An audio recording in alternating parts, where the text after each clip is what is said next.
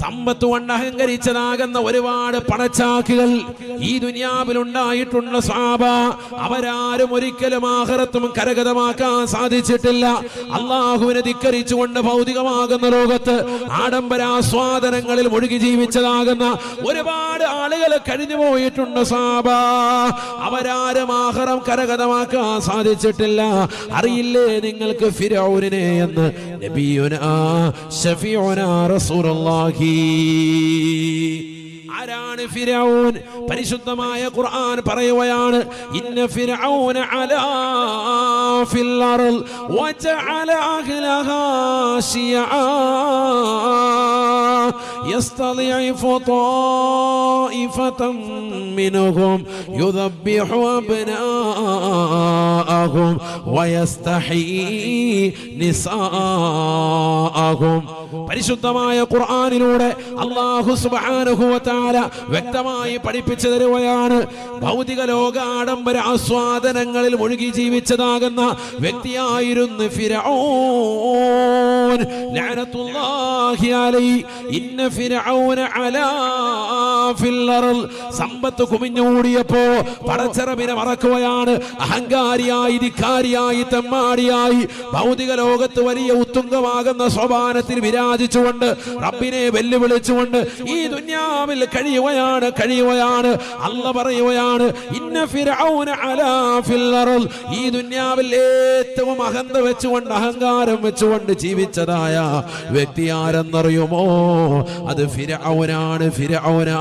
മൂസാ നബി അലൈഹിസ്സലാമിനെ കൊണ്ട് വിശ്വസിച്ചതാകുന്ന റസാസിം എന്ന പേരുള്ളതാകുന്ന റംസീസ് രണ്ടാമനാണ്. ഫിർഔൻ എന്ന് പറഞ്ഞാൽ അക്കാലഘട്ടത്തിൽ ഈജിപ്തിന്റെ ഭരണാധികാരികൾക്ക് കൊടുക്കുന്ന ഒരു സ്ഥാനപ്പേരാണ് ഫിർഔൻ. അവരെ മുഴുവനും അടക്കി ഭരിക്കുന്ന വ്യക്തി. മൂസാ നബി അലൈഹി സ്വലാമിനെ കൊണ്ട് വിശ്വസിച്ചതാകുന്ന ഈ ഫിർഔൻ, അവന്റെ പേര് റസാസിം എന്നാണ്. ഇന്നും ഈജിപ്തിലേതാകുന്ന ടെക്സ്റ്റൈൽസ് ഷോപ്പുകളിലും ഈജിപ്തിലേതാകുന്ന മിക്ക കടകളിലൂടെയും പേരുകൾ നിങ്ങൾ പോയി നോക്കിയാൽ മതി. ഒരു മുസ്ലിം രാഷ്ട്രമായിട്ട് പോലും വർഷങ്ങൾക്കിപ്പുറം 3000-4000 സംവത്സരങ്ങൾ കഴിഞ്ഞിട്ട് പോലും ഇപ്പോഴും ഫിർഔനിൻ്റെതാകുന്ന പേരുകളാണ് ഇപ്പോഴും അവിടെയുള്ളത്. റസാസിം ടെക്സ്റ്റൈൽസ് മിക്ക കടകളിലും പോയി നോക്കി.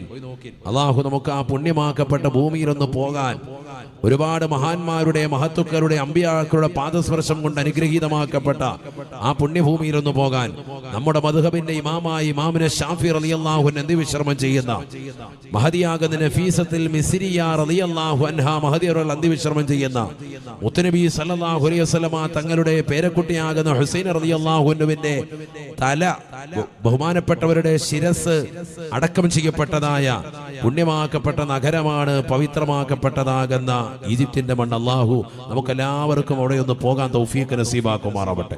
ഒരുപാട് മഹാന്മാർ, സക്കരിയ അൽ അൻസാരി റളിയല്ലാഹു അൻഹു അടക്കമുള്ള ബഹുമാനപ്പെട്ടതാകുന്ന ഇമാം ഷാഫി റളിയല്ലാഹുവിന്റെ ഉസ്താദാകുന്ന വക്കീ റളിയല്ലാഹു അടക്കമുള്ള ഒരുപാട് മഹാന്മാർ, ഔലിയാക്കളുടെ അന്ത്യവിശ്രമം ചെയ്യുന്ന പുണ്യമാക്കപ്പെട്ട നഗരമാണ് ഈജിപ്തിന്റെ നഗരം.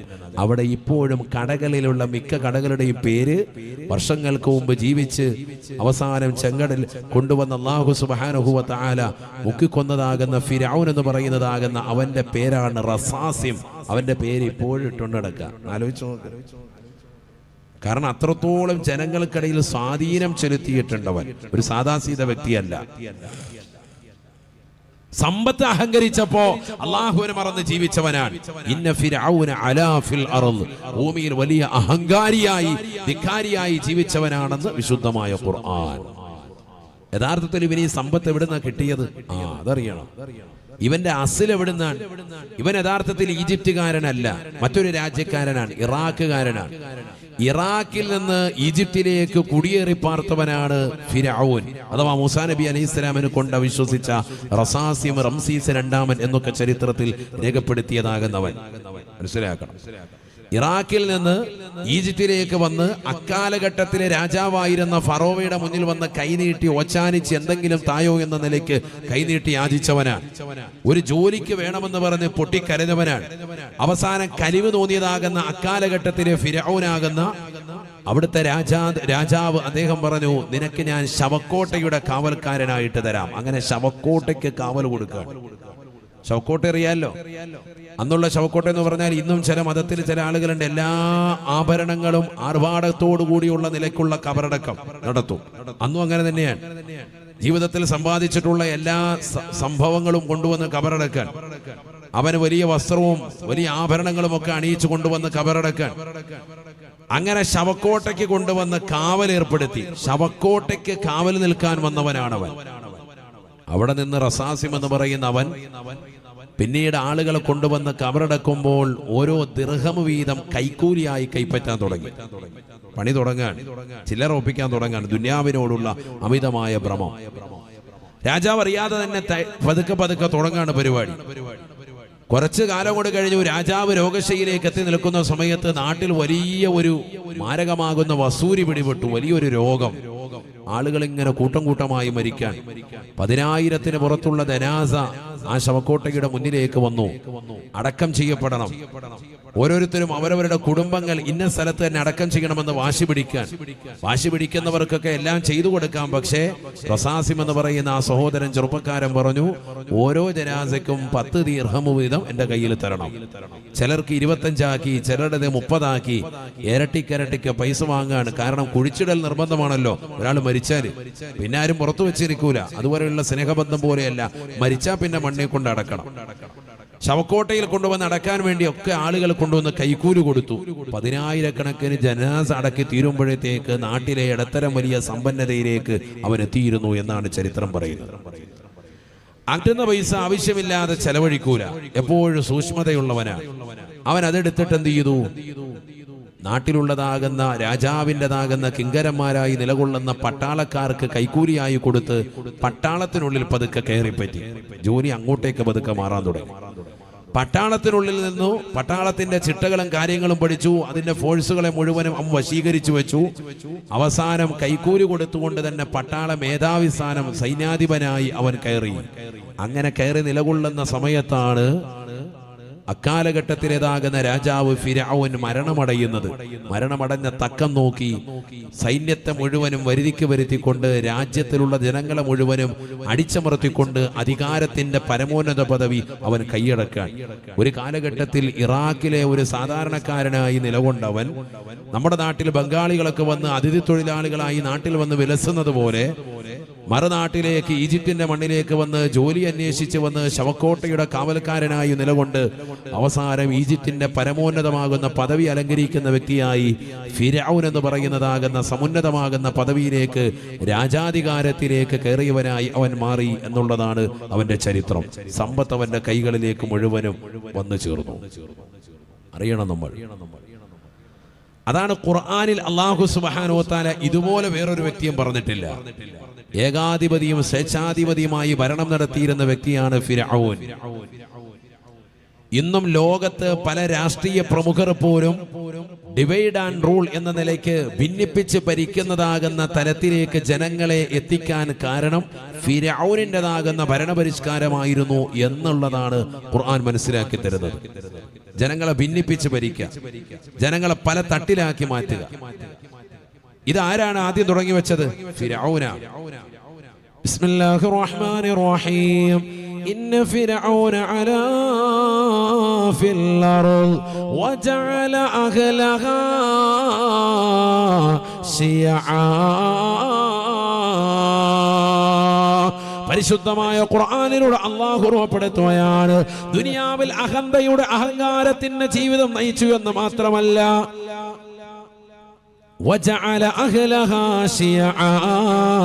ജനങ്ങളെ പല തട്ടിലാക്കുകയാണ്, പല പാർട്ടികളാക്കി മാറ്റുകയാണ്. സവർണ മേധാവിത്വം മാത്രമായി അവൻ ജനങ്ങൾക്ക് മുന്നിൽ നിലകൊള്ളുകയാണ്. സവർണരാകുന്ന ആളുകൾക്ക് മാത്രമേ, അഥവാ നാട്ടിലുള്ള ഏറ്റവും ധനികരാകുന്ന ജനങ്ങൾക്ക് മാത്രമേ അവൻ മുഖദർശനം നൽകാറുള്ളൂ.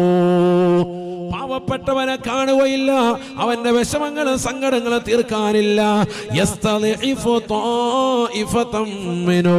നാട്ടിലുള്ളതാകുന്ന ഈജിപ്തിലുള്ളതാകുന്ന പാവപ്പെട്ടതാകുന്ന ജനവിഭാഗങ്ങളെ, ധനമില്ലാത്തതാകുന്ന ആളുകളെ, അവർണരാകുന്ന ആളുകളെ, ദലിതരാകുന്ന ആളുകളെ, പിന്നോക്ക വിഭാഗങ്ങളെ പരിപൂർണമായി അടിച്ചമർത്തിക്കൊണ്ട് ഭരണം നടത്തിയവനാണ് ഫിർഔനെന്ന് വിശുദ്ധമായ ഖുർആൻ. യസ്തളിഫു ത്വായിഫതൻ മിൻഹും യുദബ്ബിഹു അബ്നാഅഹും. നാട്ടിലേക്ക് പ്രസവിച്ച് വീഴുന്നതാകുന്ന ഏത് ഉമ്മ പ്രസവിച്ചിടുന്നുണ്ടോ അവിടേക്ക് ചെല്ലുകയാണ്. അത് ആൺകുട്ടിയാണെന്നറിഞ്ഞാൽ സെക്കൻഡ് ബൈ സെക്കൻഡിൽ കഴുത്ത് അറുത്തു കൊല്ലുകയാണ്. യുദബ്ബിഹു അബ്നാഅഹും. എനിക്ക് നാളെയുടെ ലോകത്തേക്ക് ഇവന് ഭീഷണിയായി വരുമോ എന്ന് ചിന്തിച്ച് ഫിർഔനതാ കഴുത്തറുത്തു കൊല്ലാൻ ഓർഡറിടുകയാണ്. 10,000-കണക്കിന് ലക്ഷക്കണക്കിന് കുട്ടികളെയാണ് നിഷ്ഠൂരമായി കൊലപ്പെടുത്തിയിട്ടുള്ളത്. ലോകം കണ്ട ഏറ്റവും വലിയ തെമ്മാടിയാണ്, ലോകം കണ്ട ഏറ്റവും വലിയ റൗഡിയാണ്, ഏറ്റവും മോശപ്പെട്ടതായ വ്യക്തിയാണ്. പരിശുദ്ധമായ ഖുർആൻ അടയാളപ്പെടുത്തുകയാണ്. തീർന്നില്ല. അഹങ്കാരിയായി ജീവിക്കുക മാത്രമല്ല, ധിക്കാരിയായി ജീവിക്കുക മാത്രമല്ല, ജനങ്ങളെ മുഴുവൻ ഭിന്നിപ്പിച്ച് ഭരിക്കുക മാത്രമല്ല, അവൻ പാവപ്പെട്ടതാകുന്ന കുട്ടികളെ ആൺകുട്ടികളാണെന്നറിഞ്ഞാൽ അറുകുല നടത്തുക മാത്രമല്ല, പെൺകുട്ടികൾക്ക് ജീവിക്കാൻ അനുവദിക്കുകയും അവരുടെ മാനത്തിന് വില പറയുകയും ചെയ്യുകയാണ്. വലിയ വലിയ ആഭരണങ്ങൾ അണിഞ്ഞുകൊണ്ട് നടക്കുന്നവനാണ്, ആർഭാടകരമാകുന്ന ജീവിതം നയിക്കുന്നവനാണ് ഫിർഔൻ ലഅനത്തുല്ലാഹി അലൈഹി. മാത്രമല്ല പരിശുദ്ധമായ ഖുർആനിലൂടെ അല്ലാഹു ഓർമ്മപ്പെടുത്തുകയാണ്. അവൻ ലോകരോട് വിളിച്ചു പറഞ്ഞുവത്രേ, അന റബ്ബുകുമുൽ അലാ. ഈ ലോകത്തിന്റെ സൃഷ്ടികർത്താവ്, ഈ ലോകത്തിന്റെ ജഗന്നിയന്താവ്, ഈ ലോകത്തിന്റെ പരിപാലകർ, ഈ ലോകത്തിന്റെ സർവേശ്വരൻ, ഈ ലോകത്തിന്റെ സർവാധിപതി, ഈ ലോകത്തുള്ള സർവ്വജീവജാലങ്ങൾക്കും ആഹാരം കൊടുത്ത് നിലകൊള്ളുന്നവൻ ഞാനാണ്. അന റബ്ബുകുമുൽ അലാ, അന റബ്ബുകുമുൽ അലാ. ലോകത്ത് ഒരു ഏകാധിപതിയും ഒരു സ്വേച്ഛാധിപതിയും ഇന്ന് വരെ പറയാത്ത, ഒരധികാരത്തിന്റെ സവർണ മേധാവിത്വം കയ്യേന്തിയായ ഒരാൾ പോലും ഇന്ന് വരെ അവകാശപ്പെടാത്തതായ വാക്കാണ് ഫിർഔൻ പറഞ്ഞത് എന്ന് വിശുദ്ധമായ ഖുർആൻ. ഇന്നും പാവപ്പെട്ട അവർണരെ, ഇന്നും പാവപ്പെട്ട ദലിത് വിഭാഗത്തെ, ഇന്നും പാവപ്പെട്ട മുസ്ലിമീങ്ങളിലുള്ള പിന്നോക്ക വിഭാഗങ്ങൾക്ക് കൊടുക്കേണ്ട അവകാശങ്ങളെ ധ്വംസിച്ചുകൊണ്ട് നിലകൊള്ളുന്നതായ രാഷ്ട്രീയ തമ്പുരാക്കന്മാർ ഇന്നും രാജ്യത്തിലുടനീളമുണ്ട്. വ്യക്തമായി നമുക്ക് തിരിച്ചറിവുള്ളതാണ്. എന്നാൽ പഠിച്ചു വെക്കണേ, അവര് പോലും അവകാശപ്പെടാത്തതായ ഒരു വാക്കാണ് ഫിർഔൻ ലോകത്തോട് പറയുന്നത്. അന റബ്ബുകുമുൽ അലാ, അന റബ്ബുകുമുൽ അലാ.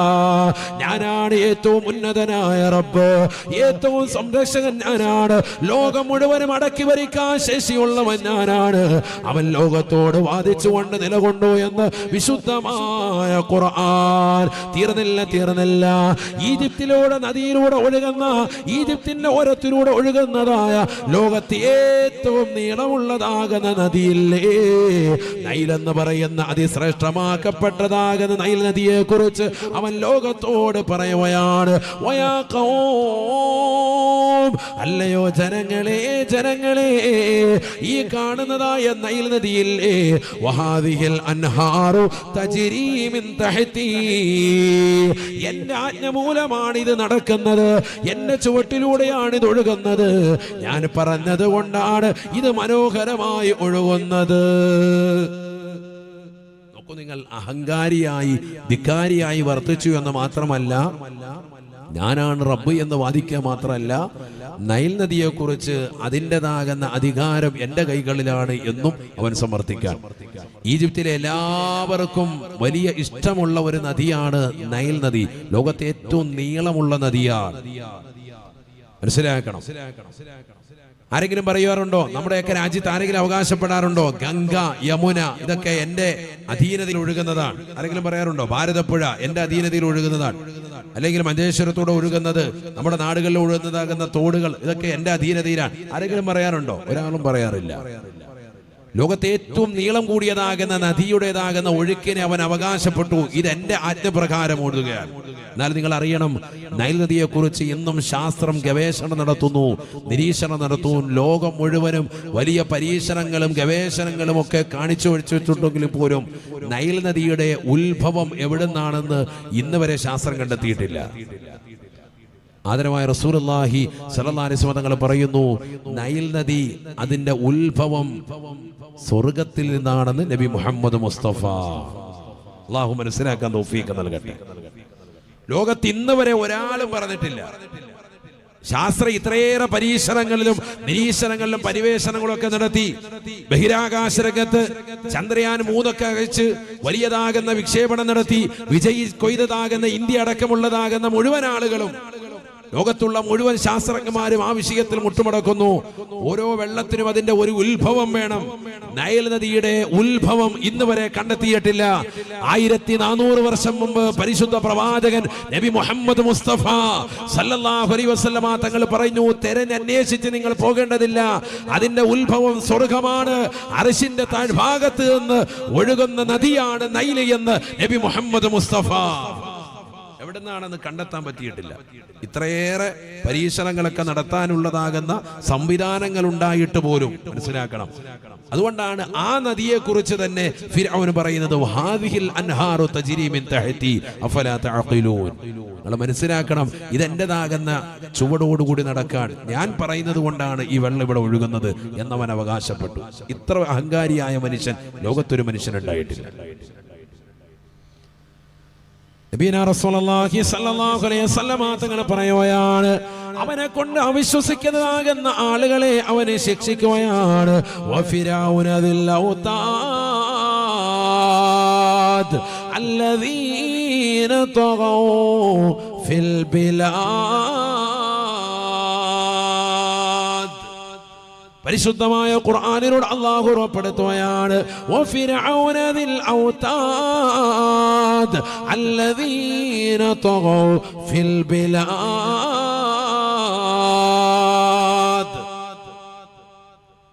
ഫിർഔനിനെ കൊണ്ട് അവിശ്വസിക്കുന്നതാകുന്ന പാവപ്പെട്ടതാകുന്ന മുസ്ലിമീങ്ങളെ അവൻ കടന്നു പിടിക്കുകയാണ്.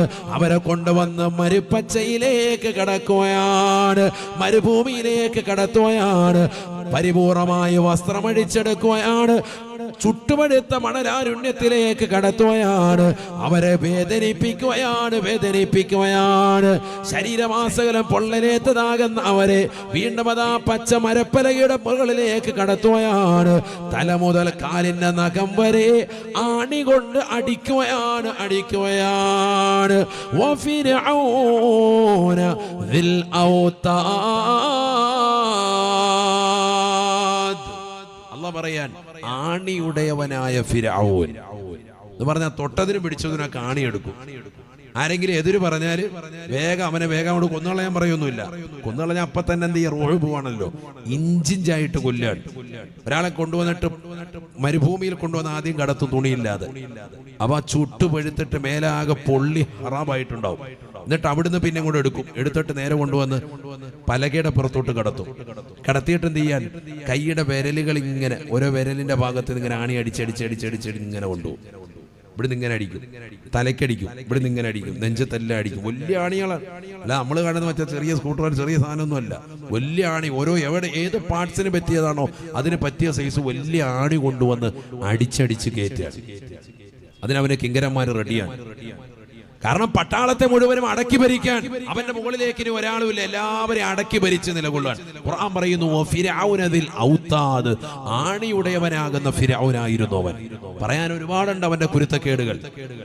ചുരുക്കി പറഞ്ഞാൽ, സമ്പത്ത് അള്ളാഹു കൈവെള്ളയിലേക്ക് കൊടുത്തപ്പോ അള്ളാഹുവിനെ മറന്നു എന്ന് മാത്രമല്ല, ഞാനാണ് റബ്ബ് എന്ന് വാദിച്ചു. അവിടെയാണ് വിഷയം. ഞാൻ അഹങ്കരിച്ച് വലിയ ആളായിട്ട് നടക്കല്ല. സമ്പത്ത് കൂടുമ്പോൾ സ്വാഭാവികമായി അഹങ്കാരം വരും. അങ്ങനെയാണല്ലോ.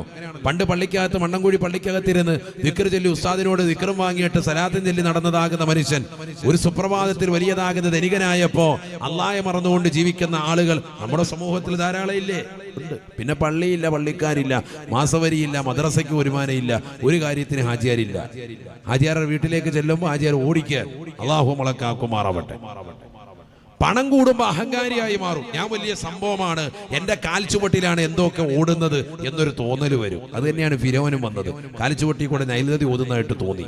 അല്ലാഹു നമ്മളെ കാക്കുമാറാവട്ടെ. അതുകൊണ്ട് പണക്കാരനാകാൻ ശ്രമിക്കരുത് എന്നാണ് ഖുർആൻ പറഞ്ഞത്. അതുകൊണ്ട് എന്ത് പറ്റി? പരിശുദ്ധമായ ഖുർആനിലൂടെ അല്ലാഹു പറയുകയാണ്, അന റബ്ബുക്കുമൽ അഅ്ലാ, ഞാനാണ് ഉന്നതനായ റബ്ബ് എന്ന് വാദിച്ചുകൊണ്ട് നിലകൊണ്ടതാകുന്ന ഫിരൗൻ, ഫഅഖദഹുല്ലാഹു നകാലൽ ആഖിറതി വൽ ഊലാ, ഫഅഖദഹുല്ലാഹു നകാലൽ ആഖിറതി വൽ ഊലാ. വരുന്നതാകുന്ന ജനവിഭാഗങ്ങൾക്കും കഴിഞ്ഞുപോയ ജനകോടികൾക്കും മാതൃക എന്നോണം അല്ലാഹു സുബ്ഹാനഹു വ തആല വീട്ടിലുള്ള എലികളെ കൊണ്ടുവന്ന് വെള്ളത്തിൽ മുക്കിക്കൊല്ലുന്നത് പോലെ, വീട്ടുകാരെ മുക്കിക്കൊല്ലുന്നത് പോലെ അല്ലാഹു സുബ്ഹാനഹു വ തആല കൊണ്ടുവന്നവനെ ചെങ്കടലിൽ മുക്കിക്കൊന്നില്ലയോ? ഫിർഔനെ അല്ലാഹു കൊന്നുകളയുകയാണ്. വെള്ളത്തിൽ എലിക്കുഞ്ഞിനെ കൊന്നുകളയുന്നത് പോലെ നിന്യമായി നിസാരമായി അല്ലാഹു സുബ്ഹാനഹു വ തആല കൊന്നുകളഞ്ഞു എന്ന് മാത്രമല്ല, കാലം അവന്റെ ബോഡിയെ ഇന്നും അല്ലാഹു സൂക്ഷിക്കുകയാണ്. ഈജിപ്തിൽ നിങ്ങൾ പോയി നോക്കണേ, അവിടെ മ്യൂസിയത്തിൽ അവന്റെ ശരീരം വ്യക്തമായി കാണാൻ സാധിക്കുകയാണ്. ജനകോടികൾ വന്നുകൊണ്ട് ടിക്കറ്റ് എടുത്തുകൊണ്ട് അകത്തളത്തിൽ കയറിയിട്ട് മ്യൂസിയത്തിൽ കിടക്കുന്ന ആ ഫിർഔനിന്റെ ശരീരം ഒന്ന് കാണുകയാണ്. ഈ വിനീതനം പലവട്ടം കണ്ടുപോയിട്ടുണ്ട്. നമുക്കൊന്ന് കാണണം. എന്തിനു വേണ്ടിയിട്ടാണ്? ആദരവായ റസൂലുള്ളാഹി സ്വല്ലല്ലാഹു അലൈഹി വസല്ലമ തങ്ങളെ പറയുകയാണ്, മൂസാ നബി അലൈഹിസ്സലാമിനെ കൊണ്ട് അവിശ്വസിച്ചതാകുന്ന ഫിർഔൻ ഒരു സാദാസീത വ്യക്തിയല്ല, അഹങ്കാരിയായി ധിക്കാരിയായി നടന്നു എന്ന് മാത്രമല്ല, പണത്തിന്റെ പളവളപ്പിൽ വിരാജിച്ചുകൊണ്ട് നടന്നു എന്ന് മാത്രമല്ല, ഞാനാണ് റബ്ബി എന്ന് വാദിച്ചുകൊണ്ട് നിലകൊണ്ടവനാണ്, ഞാനാണ് രക്ഷിതാവ്, ഈ ലോകം മുഴുവനും നടക്കുന്നത് എന്നിലൂടെയാണ് എന്ന് അഹന്ത വെക്കാനുള്ള കാരണം പണത്തിന്റെ പളവളപ്പിൽ വിരാജിച്ചതിന്റെ കാരണമാണ്. ലോകം മുഴുവനും മാതൃകയാക്കാൻ വേണ്ടി ഫഅഖദഹുല്ലാഹു നകാലൽ ആഖിറതി വൽ ഊലാ. വരാനിരിക്കുന്ന ജനകോടികൾക്കും കഴിഞ്ഞുപോയ ജനസഹസ്രങ്ങൾക്കും വലിയ പാഠമായിട്ട് അല്ലാഹു അവന്റെ ശരീരത്തെ സൂക്ഷിക്കുകയാണ്. ഇന്നും നിങ്ങൾക്ക് പോയി നോക്കിയാൽ അവൻ കിടക്കുന്ന കിടപ്പ് വ്യക്തമായി കാണാൻ പറ്റുന്നതാണ്. എന്തിനാണ് പ്രിയപ്പെട്ട മുസ്ലിമത്തെ അല്ലാഹു ഈ രീതിയിൽ ഒരു പരീക്ഷണം അവന് നൽകിയത്? സമ്പത്ത് കൊണ്ട് പടച്ച റബ്ബിനെ മറന്നതിന്റെ കാരണമാണ്, അഹങ്കാരിയായി ജീവിച്ചതിന്റെ കാരണം കൊണ്ടാണ്. സമ്പത്തുണ്ടാകുന്നതിൽ തെറ്റില്ല, പക്ഷെ അല്ലാഹയെ മറന്നു ജീവിക്കും, അതാണ് അപകടം. അല്ലാഹു നമ്മളെ കാക്കുമാറാവട്ടെ. അങ്ങനെയാണ് കാശ് വന്ന ആളുകളുടെ ഒക്കെ അവസ്ഥ തന്നെയാണ്. ഖാറൂനിനെ കുറിച്ച് അല്ലാഹു പറയുകയാണ്, ഖാറൂൻ ലോകം കണ്ട ധനികരുടെ പട്ടികയിൽ ഒന്നാമത്തെ വ്യക്തിയല്ലേ ഖാറൂൻ എന്ന് നബി മുഹമ്മദ് മുസ്തഫ. ആരാണ് ഖാറൂൻ? ഖാറൂനിന് നൽകിയ സമ്പത്ത് പോലെ ലോകത്തൊരു മനുഷ്യനും അല്ലാഹു നൽകിയിട്ടില്ല. നീ മനസ്സിലാക്കിയതുപോലെ കേരളത്തിലെ ഏറ്റവും വലിയ ധനാഢ്യനായ എം.എ. യൂസുഫ് അലിയെ പോലെ എനിക്കൊന്നാകണമെന്നുള്ള അടങ്ങാത്ത ആഗ്രഹത്തിൽ രാപകലും പാടത്തും പറമ്പത്തും പട്ടിണി കിടന്നുകൊണ്ട് പണിയെടുക്കുന്ന, പ്രവാസ ലോകത്ത് എല്ലുമുറുകെ പണിയെടുക്കുന്ന പ്രിയപ്പെട്ട സഹോദര, ഒരിക്കലും നിനക്ക് അത്തരത്തിലുള്ള തരത്തിലേക്ക് എത്താൻ സാധിക്കില്ലെങ്കിലും നിന്റെ ജീവിതത്തിൽ വലിയതാകുന്ന താല്പര്യവും അതിനുവേണ്ടിയുള്ള പരിശ്രമവും നീ നടത്തുന്നുണ്ട് എങ്കിൽ അറിയണേ പ്രിയപ്പെട്ട മുസ്ലിമത്തെ, സ്വന്തം ഭർത്താവിനെ കൊണ്ട് എല്ലുമുറകെ പണിയെടുപ്പിക്കുന്ന മണ്ണുംകുടിയിലുള്ള പ്രിയപ്പെട്ട സഹോദരി, നീ പഠിച്ചു വെക്കേണ്ട പാഠമാണ്. ആരാണ് ഖാറൂൻ? ലോകം കണ്ട ഏറ്റവും വലിയ ധനികനായിരുന്നു എന്ന് നബി മുഹമ്മദ് മുസ്തഫ. ആരാണ് ഖാറൂന്? 72 ഒട്ടകങ്ങൾക്ക് വഹിക്കാൻ മാത്രമുള്ള നിധി കുംഭാരങ്ങളുടെ താക്കോൽ കൂട്ടമുണ്ടായിരുന്നു ഖാറൂൻ എന്ന ലോകം കണ്ട ഏറ്റവും വലിയ മുതലാളിക്കെന്ന് വിശുദ്ധമായ ഖുർആൻ. മനസ്സിലാക്കണം, 72 ഒട്ടകങ്ങൾക്ക് വഹിക്കാൻ മാത്രമുള്ള നിധി കുംഭാരങ്ങളുടെ താക്കോൽ കൂട്ടം. താക്കോല് എത്ര ഒട്ടകങ്ങൾ വഹിക്കും? 72 ഒട്ടകം. ഒരൊട്ടകം എന്ന് പറഞ്ഞാൽ 2 നാഷണൽ പെർമിറ്റ്, 2 വണ്ടി ലോറി നമ്മൾ പറയത്തില്ല, വലിയ ലോറികൾ രാത്രി പോകുന്ന കണ്ടിട്ടില്ല, വലിയ ലോറി. അങ്ങനത്തെ വലിയ ലോറിക്കുള്ളതാകുന്ന 2 ലോറിയുടെ വെയിറ്റ് വരെ ഒട്ടകം വലിച്ചുകൊണ്ട് പോകും. ഒട്ടകത്തിനൊന്നും വിഷയമൊന്നുമല്ല. അപ്പൊ 72 ഒട്ടകങ്ങൾക്ക് വഹിക്കാൻ മാത്രമുള്ള നിധികളല്ല, സ്വർണവും വെള്ളിയുമല്ല, രത്നങ്ങളും പവിഴങ്ങളും ഒക്കെ സൂക്ഷിച്ചു വെച്ചിട്ടുള്ളതാകുന്ന അതിൻ്റെതാകുന്ന താക്കോൽ കൂട്ടം തന്നെ 72 ഒട്ടകങ്ങൾക്ക് വഹിക്കാൻ മാത്രം ഉണ്ടായിരുന്നു. ഖുർആൻ വ്യാഖ്യാതാക്കൾ പറയാണ്. സുബ്ഹാനല്ലാഹ്. അപ്പൊ എത്രയാണ് പൈസ അവന്റെ, എത്രയാണ് കാശ്? ഇവിടെ ആകെ 10 ലക്ഷം രൂപയും ഉണ്ട്, ലോകം കണ്ട ജാടയും. അല്ലാഹു നമ്മളെ കാക്കുമാറാവട്ടെ. നമ്മുടെയൊക്കെ അവസ്ഥ അതാണ്. നടത്തും ഇരുപ്പും കൂട്ടും സൂട്ടൊക്കെ ഇട്ട് നടക്കുന്ന കണ്ടു കഴിഞ്ഞാൽ പടച്ചവനെ അല്ലാഹു നമ്മളെ കാക്കുമാറാവട്ടെ. ഒരു മൈൻഡും ഇല്ല, അസ്സലാമു അലൈക്കും ഇല്ല, വലൈക്കും അസ്സലാമും ഇല്ല. ഭയങ്കര കാശുകാരനാണ് മുതലാളി എന്ന് പറഞ്ഞ് നടക്കുന്നത്. മുതലാളി കേട്ടോ, ഇതിനു മുമ്പ് ഒരു മുതലാളി ഇവിടെ വന്നു പോയിട്ടുണ്ട്. ഖുർആൻ പറയുന്നു ആ മുതലാളിയുടെ പേരാണ് ഖാറൂൻ. എന്തു പറ്റിയവൻ? അവസാന സമ്പത്ത് കൊണ്ട് അഹങ്കരിക്കുകയാണ്, പടച്ചറബിനെ മറക്കുകയാണ്, ഇബാദത്തില്ല, നമസ്കാരമില്ല, തഖ്വയില്ല, കള്ളുകുടിയാണ്, ലഹരി നുണയാണ്. തന്റെ പ്രിയപ്പെട്ടതാകുന്ന നാട്ടിലുള്ള സുന്ദരികളാകുന്ന പെൺകുടികളുടെ മാനത്തിന് സ്വർണ്ണ നാണയം കൊടുത്തിട്ട് വില പറയാ തുടങ്ങിയത്രേ. ഖാറൂൻ എന്ന ലോകം കണ്ട് ഏറ്റവും വലിയ പണക്കാരനാകുന്ന തെമ്മാടിയായ മനുഷ്യൻ അവൻ ചെയ്ത നീചവൃത്തിയാണ്. നാട്ടിൽ മുഴുവനും അരാജകത്വം സൃഷ്ടിക്കുകയാണ്, നാട്ടിൽ മുഴുവനും വ്യഭിചാരത്തിന് തിരികൊളുത്തുകയാണ്. വിചാരത്തിന് തിരികൊളുത്തി സമ്പത്ത് കൊടുത്തിട്ട് ചെറുപ്പക്കാരുടെ കൈ കൊടുത്തിട്ട് വരടാ സ്വർണ്ണ നാണയം, ഇഷ്ടമുള്ള പെണ്ണുമായിട്ട് പോയി രതിക്രേണയിൽ ഏർപ്പെട്ടോ, മതിച്ചോ, എവിടെ വേണമെങ്കിലും പോയിക്കോ, അവനിറക്കി വിടാണ്. എല്ലാവർക്കും പൈസ ഇങ്ങനെ വാരിക്കൊടുക്കുക, ആശിഷ്ടം പോലെ. അവനെ കുറിച്ചാണ് നബി സല്ലല്ലാഹു അലൈഹി വസല്ലം തങ്ങൾ പറഞ്ഞത്, മണിക്കൂറിൽ ചെരുപ്പ് മാറ്റും, മണിക്കൂറിൽ ഡ്രസ്സും ചേഞ്ച് ചെയ്യും, പിന്നെ ആ ഡ്രസ്സ് ഇടത്തില്ല. എല്ലാ മണിക്കൂർ, ഓരോ മണിക്കൂർ കൂടുമ്പോൾ ഡ്രസ്സ് മാറ്റുക, ഓരോ മണിക്കൂർ കൂടുമ്പോൾ ചെരുപ്പ്. കാരണം കാശിഷ്ടം പോലെ എന്താ ചെയ്യേണ്ടതെന്ന് അറിയാൻ മേല, കാശ് എന്ത് ചെയ്യണമെന്ന് അറിയാൻ മേല, അതുപോലെ കാശ് വന്നിരിക്കാൻ. ഇന്ന് നമ്മൾ ആ ഒരു അവസ്ഥയിലേക്ക് പോവാൻ. ഇന്നിപ്പോ ഇരിക്കുന്ന ആളുകൾക്കൊക്കെ നമുക്ക് എത്ര കോട്ടും സൂട്ടും ഉണ്ട്, എത്രതാകുന്ന പാൻസ് ഉണ്ട്, എത്ര ഷർട്ട് ഉണ്ടെന്ന് ചോദിച്ചാൽ ആചാർക്ക് വല്ല അറിയോ? ഒരറിവുമില്ല. മുമ്പ് അറിയായിരുന്നു. മുമ്പ് രാത്രിയിൽ ഇട്ടത് പകലിട്ടത് രാത്രിയിൽ ഒക്കെ തിരുമ്പി ഉണക്കി ഇട്ടിട്ട് റെഡിയാക്കിയിട്ട് ഇസ്തിരി ഇട്ടിട്ട് രാവിലെ അത് തന്നെ ചിലപ്പോൾ ഇട്ടെന്നിരിക്കും. അങ്ങനെ കഴിഞ്ഞു പോയൊരു കാലഘട്ടമുണ്ട് 30-40 കൊല്ലങ്ങൾക്ക് മുമ്പ്. ഇപ്പൊ കണക്കില്ല, ഇഷ്ടംപോലെ വെച്ചിരിക്കാൻ. ഇടാത്ത ഡ്രസ്സാണ് ഉസ്താദേ കൂടുതൽ. ശരിയല്ലേ? ജീവിതത്തിൽ ഇടാത്ത ഡ്രസ്സാ കൂടുതൽ. അലമാരിക്കുള്ളിൽ ഇങ്ങനെ അട്ടിക്കിട്ട് വെച്ചിരിക്കുക. എന്നാ ഏതെങ്കിലും ഒരു പാവപ്പെട്ടവന് കൊടുക്കുവോ? ഒരു പൈസ കൊടുക്കൂല. ഹല്ലി വല്ലി. അല്ലാഹു നമ്മളെ കാക്കട്ടെ. മുമ്പ് ചെരുപ്പ് ഒന്നിച്ച് ഒഴുപ്പ്, ഒന്നില്ലെങ്കിൽ ഒരു ഹവായി ചെരുപ്പ് ഉണ്ടാകും, ഒരു നല്ല കൊള്ളാവുന്ന ചെരുപ്പ് ഉണ്ടാവും. ഇപ്പൊ എത്ര ജോഡി ചെരുപ്പുണ്ട് ആചാർക്ക്? സുബ്ഹാനല്ലാഹ്. ഷൂസ് തന്നെ 5-6 ഉണ്ട്. ചെരുപ്പ് പല മോഡൽ ചെരുപ്പ്. ഉംറയ്ക്ക് പോകാൻ സെപ്പറേറ്റ്, അല്ലാത്തൊരു ഇഷ്ടം പോലെ ഇങ്ങനെ ഇരിക്കുക ഇഷ്ടം പോലെ. അലമാരയിൽ ഡ്രസ്സ് വെക്കുന്നത് പോലെ ഇപ്പോൾ ചെരുപ്പ് വെക്കാൻ വരെ അലമാര ഇറങ്ങിയിരിക്കുകയാണ് അല്ലേ? ഇപ്പൊ ഓൺലൈനായിട്ട് വരെ ബുക്ക് ചെയ്തുകൊണ്ടിരിക്കാൻ. പാമ്പ് കയറാതിരിക്കാൻ ഇങ്ങനെ പൂട്ടി വെക്കാൻ പറ്റുന്നു, അങ്ങനെ പൂട്ടി വെക്കാൻ പറ്റുന്നു, ഭിത്തി വെക്കാൻ പറ്റുന്നു, അല്ലാത്തൊക്കെ. കാരണം ഇഷ്ടംപോലെ ഷൂ റാക്കുകളായി മാറി. കാരണം എന്താ? അത്രയേറെ ചെരുപ്പുണ്ട്. ഏറ്റവും വലിയ രസാവഹം, ഈ ഷൂറാക്കിൽ വെച്ചിരിക്കുന്ന ചെരുപ്പിലേക്ക് ഇന്ന് വരെ അതൊന്നും എടുക്കുകയോ അതിലേക്ക് തിരിച്ചു വെക്കുകയോ ചെയ്യുന്ന കണ്ടിട്ടില്ല. അത് കൊണ്ടുവന്ന് ഫിറ്റ് ചെയ്തപ്പോൾ തന്നെ അതിൽ നിറഞ്ഞിട്ടുണ്ട്. അതിന്റെ പുറത്തോടെ ഇങ്ങനെ കവിഞ്ഞൊഴുങ്ങി ഇപ്പുറത്തെത്തിയിട്ടുണ്ട്. അത്രയേറെ ചെരുപ്പ് ഇവിടെ വന്നിട്ടുണ്ട് അവർക്ക്. മുമ്പ് അങ്ങനെയല്ല. പണ്ടൊരു ഹവായി ചെരുപ്പ് കൊണ്ട് അത് വെളുപ്പിച്ച് അതിൻ്റെതാകുന്ന തള്ളവിരലിന്റെ ഭാഗത്തൊരു കുഴി വന്ന്, നടുവിരലിന്റെ ഭാഗത്ത് അതിനേക്കാൾ വലിയൊരു കുഴി, ഇടുന്നതാകുന്ന മടമ്പിന്റെ ഭാഗത്ത് അതിനേക്കാൾ വലിയ കുഴി. എന്നിട്ട് ആചാരി ഇതിങ്ങനെ തേച്ചൊരച്ച് കഴുകി വൃത്തിയാക്കി കുളിക്കുന്ന സമയത്ത് അതിട്ടുകൊണ്ട് നടന്നൊരു കാലമുണ്ട്. ഇന്ന് വർഷങ്ങൾ ഇപ്പുറത്തോട്ട് എത്തിയപ്പോൾ ചെരുപ്പിന്റെ ആധിക്യം കൂടി. ഞാൻ പറയാണ്, നമ്മുടെ സമ്പത്ത് നമ്മൾ പോലും അറിയുന്നില്ല. എന്നിട്ട് നമ്മൾ പള്ളിയിലേക്ക് വരുമ്പോൾ ആചാരെ ബക്കറ്റിൽ എന്തെങ്കിലും ഇടുന്ന് പറയുമ്പോൾ എന്താ നമ്മൾ ഇടുന്നത്? 10ന്റെ നോട്ട്. അത് നേരത്തെ എടുത്തു വെച്ചിട്ടുണ്ട്, 10ന്റെ നോട്ട്. പള്ളിയിലെ ബക്കറ്റിലും പള്ളിയിലേതാകുന്ന പിരിവും അതല്ലെങ്കിൽ ഇത്തരത്തിലുള്ള പിരിവുകൾക്കൊക്കെ നമ്മൾ കൊടുക്കുന്ന പിരിവ് അന്നും ഇന്നും 10 ആണോ അല്ലയോ? ആണ്. അതിന് മേളിലോട്ടൊരു നോട്ട് ആ വിഷയത്തിൽ കണ്ടിട്ടില്ല. നമ്മുടെ അവസ്ഥയാണ് പറയുന്നത്. നമ്മളത് കാരണം എന്താ? മനസ്സ് പോലെയാണ്. നമ്മുടെ മനസ്സ് കുടുസാണ്. പൈസ ഇല്ല എന്നാണ് അപ്പോഴും ഒരു ചിന്താഗതി. പിന്നെ അങ്ങനെ പടച്ചറബ് തരും. നമ്മളിൽ എത്ര പേരാണ് 100 രൂപ ആഴ്ചയിൽ വെള്ളിയാഴ്ച ബക്കറ്റിൽ പള്ളിയിൽ ഇടുന്നത്? എത്ര പേരുണ്ട്? ഇത് ചിന്തിച്ചോ. ഏത് പള്ളിയിലായിക്കോട്ടെ, നമ്മൾ നിസ്കരിക്കാൻ പോകുന്ന എവിടെ ആയിക്കോട്ടെ, 4 വെള്ളിയാഴ്ച നമ്മൾ ഇട്ടാൽ 400 രൂപയാണ് നമുക്കാവുക. ആണോ അല്ലയോ? 4 വെള്ളിയാഴ്ച. ജുമുഅ എന്ന് പറയുന്നത് പാവപ്പെട്ടവന്റെ പെരുന്നാളിന്റെ സുദിനല്ലേ?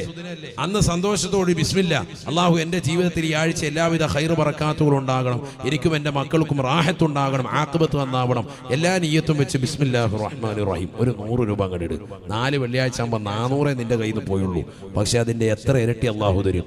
നമ്മളിപ്പോ എത്ര ഇടുന്നത്? 10 രൂപ, 40 രൂപയാണ് അതുവരെ ഇട്ടത്. ഇതെന്നാ ഇടാൻ തുടങ്ങിയത്? ഹാജിയാർ കാശില്ലാത്ത കാലഘട്ടത്തിലും ഈ 40 രൂപ, കാശുള്ള കാലഘട്ടത്തിൽ ഈ 40. അതാണ് ഞാൻ ഈ പറയുന്നത്. കാശുള്ള കാലഘട്ടത്തിലൊന്ന് മാറ്റിപ്പിടി, അതില്ല, നമ്മൾ അതിന് റെഡിയല്ല. നമ്മളിപ്പോഴും ഫിരോന്റെ സ്വഭാവമാണ്. അള്ളാഹു നമ്മളെ കാക്കുമാറാവട്ടെ.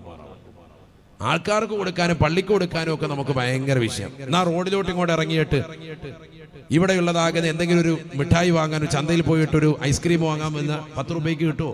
30 രൂപ, 40 രൂപ, 50 രൂപ ആദ്യം കൊടുക്കാൻ റെഡിയാണ്. പിള്ളേർക്ക് ഐസ്ക്രീം കൊടുക്കുക. എത്ര പിള്ളേരുണ്ട്? 5 പിള്ളേർ. ആയിക്കോട്ടെ, എന്നാ ബിസ്മില്ല, 150 രൂപ, 30 രൂപയുടെ ഐസ്ക്രീം വേഗം കൊടുക്കാൻ. കാശ് ഇഷ്ടം പോലെ വലിച്ചെറിയാണ്, ഇഷ്ടം പോലെ ഉണ്ട്. നമ്മളിതാണ് പറഞ്ഞ നമ്മുടെ കയ്യിൽ സമ്പത്ത് കൂടിപ്പോയി, അള്ളാഹെ മറന്നുപോയി. അള്ളാഹു നമ്മളെ കാക്കുമാറാവട്ടെ. നബിയനാ റസൂലുള്ളാഹി സ്വല്ലല്ലാഹു അലൈഹി വസല്ലം തങ്ങൾ പറയുകയാണ്, ലോകം കണ്ട ഏറ്റവും വലിയ ധനികനാകുന്ന ഖാറൂൻ അള്ളാഹുവിനെ മറന്ന് ജീവിച്ചപ്പോ അള്ളാഹു അവനെ പിടിക്കുകയാണ്. ലഖസഫിനാ ബിഹി വബിദാരിഹിൽ അർളാ.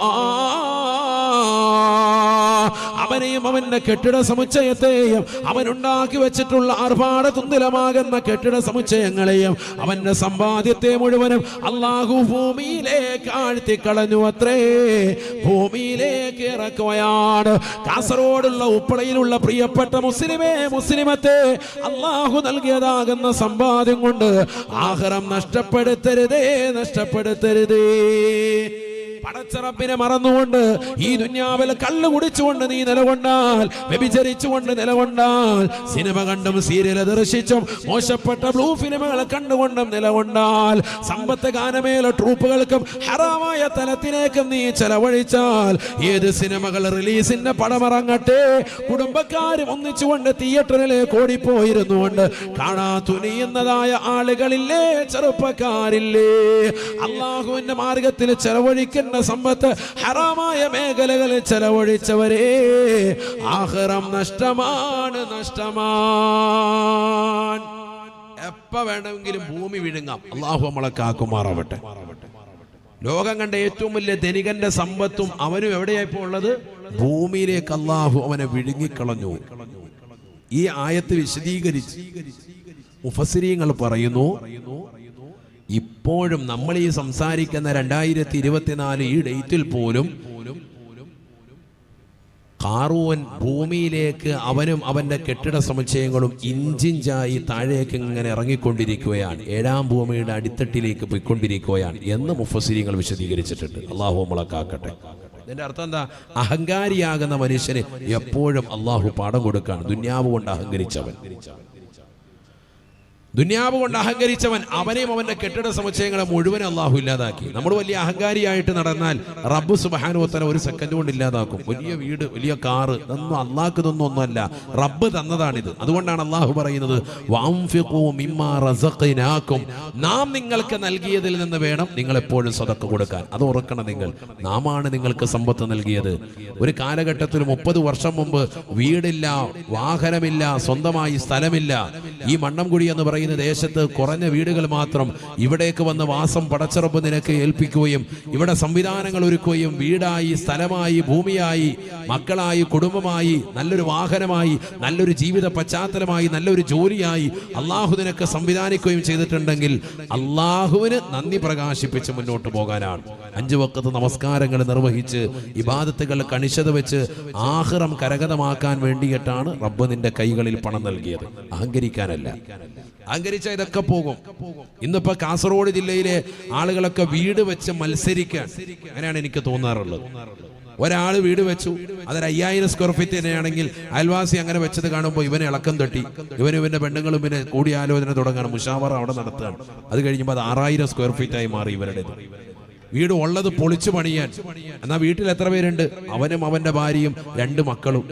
അവർക്ക് വേണ്ടിയിട്ട് 7000 സ്ക്വയർ ഫീറ്റിന്റെ വില വെക്കാൻ, അല്ലെങ്കിൽ 5000-ന്റെ 2000-ന്റെ 3000-ന്റെ സ്ക്വയർ ഫീറ്റ് ഉള്ളതാകുന്ന വീട് വീണ്ടും മോടി പിടിപ്പിക്കാൻ തേക്കിൻ്റെതാകുന്ന വർക്ക് നടക്കുകയാണ്. അതിനുള്ളിൽ മാർബിൾ എല്ലാം ഉണ്ടായിരുന്ന മുഴുവൻ പൊട്ടിച്ചിട്ട് വീണ്ടും ഇടുക.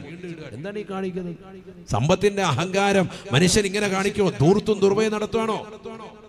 നാളെ ആഖിറത്തിൽ ഇത് ഹിസാബില്ലേ? പടച്ചറബിന്റെ ദർബാറിൽ ഇത് ചോദ്യം ചെയ്യപ്പെടൂലേ? ഇതൊക്കെ നിസാരമായിട്ട് നിങ്ങൾ കാണുകയാണോ? ആഖിറത്തിൽ ഇതൊക്കെ വലിയ ശിക്ഷയാണ്. പിശാചിന്റെ സഹോദരങ്ങളാണ് ഇത്തരത്തിൽ ദൂർത്ത് നടത്തുന്നവർ എന്ന് വിശുദ്ധമായ ഖുർആൻ. അല്ലാഹു നമ്മളെ കാക്കുമാറാവട്ടെ. ആ ബക്കറ്റ് ഒന്ന് കൊണ്ടുവന്നു സദക്ക എല്ലാവരും ഇടും. നോക്കട്ടെ 10 രൂപ ഇടുന്നവരുണ്ടോ? അല്ലാഹു ബറക്കത്ത് ചൊരിയട്ടെ. ഫ്രണ്ടിൽ ഇരിക്കുന്നവരാരും 10 ഇടത്തില്ലേ? അല്ലാഹു നമ്മളെ സാലിഹ്യങ്ങൾ ചേർക്കട്ടെ. കുറെ ഇരിക്കുന്നവർ പതുക്കെ ബക്കറ്റ് ഇങ്ങനെ അകത്തോട്ടും കിട്ടെ, കൈ അകത്തോട്ട് വയ്ക്കുള്ളൂ. അല്ലാഹു നമ്മളെ സാലിഹ്യങ്ങൾ ചേർക്കുമാറാവട്ടെ. നിങ്ങളിൽ ഉള്ളതിട്ടോളി. അല്ലാഹു ബറക്കത്ത് ചൊരിയട്ടെ. ഞാനാരെയും നിർബന്ധിക്കില്ല.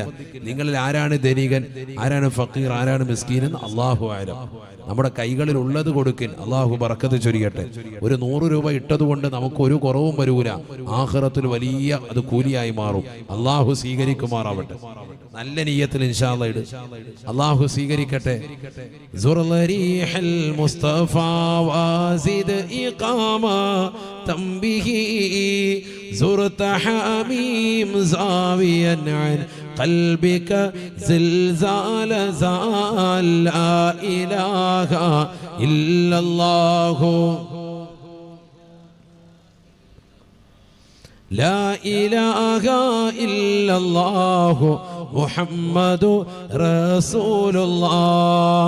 അല്ലാഹു ഞങ്ങളുടെ സദഖകൾ നീ സ്വീകരിക്കണേ അല്ലാഹ്. എന്ത് ലക്ഷ്യത്തിലാണോ ഈ സദഖ നൽകുന്നത്, ആഖിറത്തിലേക്ക് ഉപകാരമുള്ളതാക്കണേ അല്ലാഹ്. ആ ലക്ഷ്യങ്ങൾ പരിപൂർണമായി പൂവണിക്കണേ അല്ലാഹ്. അപകടങ്ങളെ തൊട്ട് ദുരിതങ്ങളെ തൊട്ട് കാവൽ നൽകണേ അല്ലാഹ്. പരലോക ജീവിതത്തിൽ സന്തോഷവും റാഹത്തും നൽകണേ അല്ലാഹ്.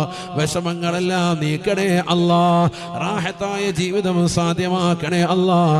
കടബാധ്യതകളിൽ നിന്ന് സംരക്ഷണം നൽകണേ അല്ലാഹ്. ഉള്ള കടങ്ങൾ വീട്ടാനുള്ള മാർഗങ്ങൾ തുറസാക്കണേ അല്ലാഹ്. ഒരുപാട് ഉദ്ദേശ ലക്ഷ്യങ്ങൾ ഞങ്ങൾക്കുണ്ട്. ഈ മജ്‌ലിസിൽ തന്നെ പങ്കെടുക്കുന്നത് മുറാദുകൾ ഹാസിലാകാനാണ്. ഞങ്ങളുടെ സദുദ്ദേശങ്ങൾ പൂർത്തീകരിക്കണേ അല്ലാഹ്. ഇവിടെ അടക്കം ചെയ്യപ്പെട്ടിട്ടുള്ള സയ്യിദത്ത് മുത്തുബീബി റളിയല്ലാഹു അൻഹാ മഹദി അവരുടെ ദറജ ഉയർത്തണേ അല്ലാഹ്. അവരുടെ പൊരുത്തം ഞങ്ങൾക്ക് നൽകണേ അല്ലാഹ്. അവരുടെ മദദിലായി ഹിഫ്ളിലായി ഹിമായത്തിലായി ഞങ്ങളുടെ ജീവിതം വഴി നടത്തണേ അല്ലാഹ്. അവരുടെ തണലിലായി മരണവും സാധ്യമാക്കണേ അല്ലാഹ്. ഏതെല്ലാം ലക്ഷ്യങ്ങൾ ഞങ്ങളുടെ മനസ്സിലുണ്ടോ ആ മുറാദുകൾ മുഴുവൻ ഹാസിലാക്കി തരണേ അല്ലാഹ്. ആഖിബത്ത് നന്നാക്കി നൽകണേ അല്ലാഹ്. അല്ലാഹു നമ്മുടെ സദഖകൾ സ്വീകരിക്കട്ടെ. അല്ലാഹു സ്വീകരിക്കുമാറാവട്ടെ. അപ്പൊ സമ്പത്ത് കൂടുക അതിന്റെ ആവശ്യമില്ല. സമ്പത്ത് ഒനിയാവാതിരിക്കാൻ വേണ്ടിയിട്ടാണ് നമ്മുടെ ജീവിതം വേണ്ടത് എന്ന് പറഞ്ഞാൽ വലിയ ധനാഢ്യനാകണ്ടെന്നർത്ഥം. കാര്യങ്ങൾ നടന്നു പോയാൽ മതി. അതാരാ കാര്യങ്ങൾ നടന്നു പോകുന്ന വ്യക്തി? മിസ്കീനാണ്. ഫഖീർ മിസ്കീന് 2 തസ്തികയുണ്ട്. അത് രണ്ടും 2 തന്നെയാണ്. ഇന്നമസ് സദഖാതു ലിൽ ഫുഖറാഇ വൽ മസാകീൻ والعاملين عليها والمؤلفة قلوبهم وفي الرقاب والغارمين. സമ്പത്ത് കൂടുന്നതായ ആളുകൾ അവർ പഠിച്ചു വെക്കണേ. ആഖിറത്തിൽ ഹിസാബാണ്. അതുകൊണ്ട് നമുക്ക് മിസ്കീനായാൽ മതി. മിസ്കീനും ഫഖീറും രണ്ടും രണ്ടാണ്. ഫഖീർ എന്ന് പറഞ്ഞാൽ തീർത്തും ദരിദ്രനായ വ്യക്തി. ശരിക്കും ശ്രദ്ധിക്കണേ. ഞാൻ ഒരുപാടൊന്നും നീട്ടിപ്പോവില്ല. ഒരു അരമണിക്കൂർ ഇരിക്കൂല. എല്ലാവരും ഇരിക്കൂല ഇൻഷാ അല്ലാഹ്. ഇരിക്കുന്നുള്ളവരത് കൈ ഉയർത്തിക്കാൻ നോക്കട്ടെ. അല്ലാഹു ബറക്കത്ത് ചൊരിയട്ടെ. ശരിക്കും ശ്രദ്ധിക്കുക, നല്ലതുപോലെ ശ്രദ്ധിക്കുക. ദരിദ്രൻ ഫഖീർ, ഒന്നുമില്ലാത്തവൻ, കയ്യിൽ നയാ പൈസ ഇല്ലാത്തവൻ, അടുത്ത നേരത്തെ ആഹാരത്തിന് വേണ്ടി പ്രയാസപ്പെടുന്നവൻ, അവനാണ് ഫഖീർ, ദരിദ്രൻ. മിസ്കിൻ അങ്ങനെയല്ല. കാര്യങ്ങൾ നടന്നു പോകുന്നുണ്ട്, ബാങ്ക് ബാലൻസ് ഒന്നുമില്ല, ഒരുപാട് നീക്കിരിപ്പൊന്നും ഇല്ല എന്നർത്ഥം. അതല്ലേ കൂടുതലുള്ള ആളുകൾ അല്ലേ? അങ്ങനെയുള്ള ആളുകളൊന്ന് കൈയുയർത്തിക്കാം. മിസ്കിന്മാരുടെ കൂട്ടത്തിലുള്ളവർ മതി, ബാക്കിയെല്ലാം കൊനിയാൻ തോന്നുന്നു. പണക്കാരായ ആളുകളൊന്ന് കൈയുയർത്തിക്കാം. എത്ര പേരുണ്ടോ നോക്കട്ടെ. പിരിയോയ്ക്കൊന്ന് പേടിച്ചിട്ടായിരിക്കും. അള്ളാഹു നമ്മളെ സാലിഹ്യങ്ങൾ ചേർക്കട്ടെ. അള്ളാഹു സാലിഹ്യങ്ങൾ ചേർക്കട്ടെ. മിസ്കിന്മാര് ഇത്രേ ഉള്ളോ? കുറച്ചു പേരേ ഉള്ളോ? അപ്പൊ ബാക്കിയൊക്കെ ഫക്കീറാണോ? ഫക്കീർ, മിസ്കിന്മാര് ഇടത്തരക്കാരാണ് ചോദിച്ചത്. ഇപ്പൊ കൈയുടെ എണ്ണം കൂടിയിട്ടുണ്ട്. അല്ലാഹു ബർക്കത്ത് ചെയ്യട്ടെ. ഫക്കീർ ആകണ്ട, നമ്മൾ ഏതായാലും മതി മിസ്കീനായാൽ മതി. വനിയുമാകണ്ട, ഏതായാലും മതി മിസ്കീനായാൽ മതി. ഇടത്തരക്കാരിൽ പോവാ, അതാണ് ഏറ്റവും ഖൈർ. അല്ലാഹു തൗഫീഖ് നൽകട്ടെ. കാരണം ഞാൻ നേരത്തെ പറഞ്ഞു, വനിയായാൽ ആഖിറത്തിലെ ഹിസാബ് വലിയ ബുദ്ധിമുട്ടാണ്. അല്ലാഹു നമ്മളൊക്കെ ആക്കട്ടെ. വർഷങ്ങളോളം കാത്തു നിൽക്കേണ്ടി വരും വിചാരണയ്ക്ക് വേണ്ടി തന്നെ മഹ്ശറയിൽ. നമ്മൾ കരുതുന്ന പോലെ അല്ല മഹ്ശറ, നിസാരമല്ല. അവിടെ നമ്മൾ എന്തും കൊടുത്ത് രക്ഷപ്പെടാൻ നിൽക്കും, എന്തും കൊടുക്കും. സ്വന്തം മക്കളെ വേണമെങ്കിലും കൊടുക്കാം, അള്ളാഹുവിനോട് പറയും.